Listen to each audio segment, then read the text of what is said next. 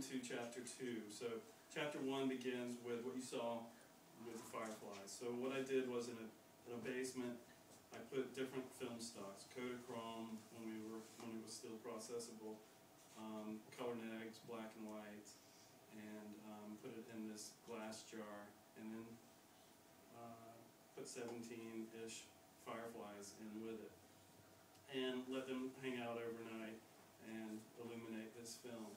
So what you saw was a time lapse. So there's no light, obviously, because the film is light sensitive.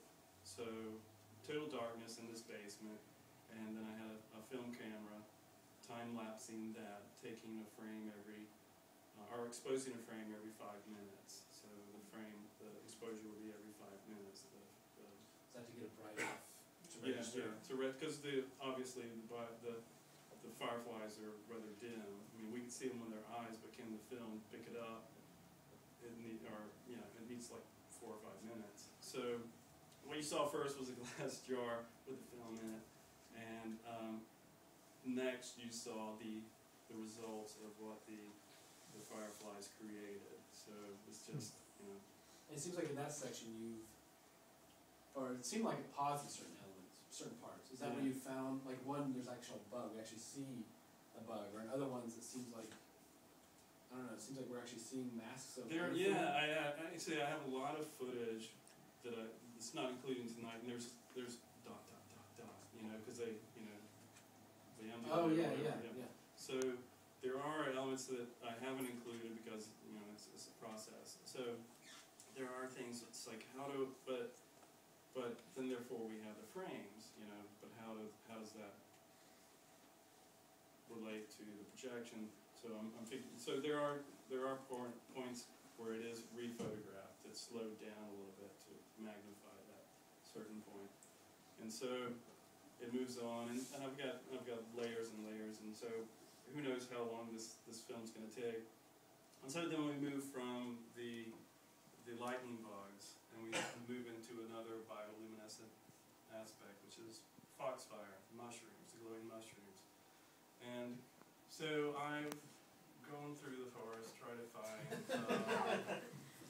Bobby's just walking through the forest all the time. It doesn't work. And so therefore, obviously, I'm growing my own foxfire now.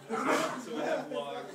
I have logs in my house, trying to keep them moist and everything, that are growing this foxfire.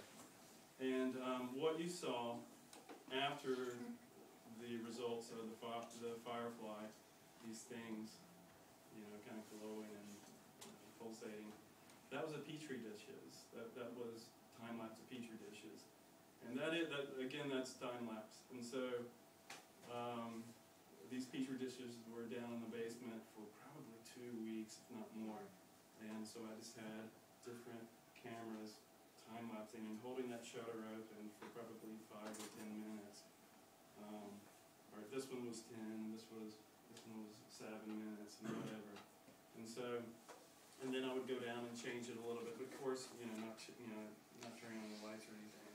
So I'm growing mushrooms, and then I'm growing shrooms, and then there, chapter 2, which is I guess in a way first part of chapter 2 in this work in progress, is going to go from the petri dishes to what happens to the mushrooms and how are they going to be applied to the film. So, and then hopefully, it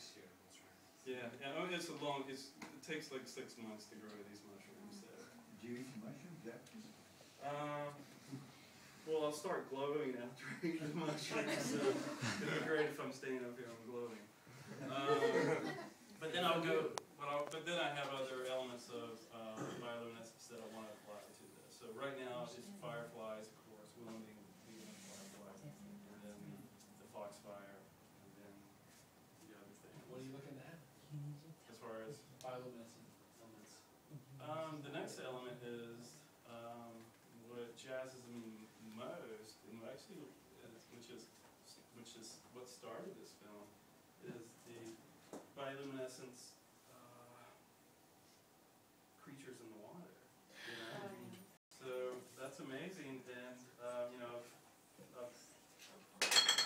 been amongst them, but how do you, you know, I've gone out there and photographed it, but it's so, you know, we can definitely see it if we run our fingers or whatever through water, or we paddle through it, we can see it, but you can't really collect it onto film the way, you know, I want to, so that's my next step, so.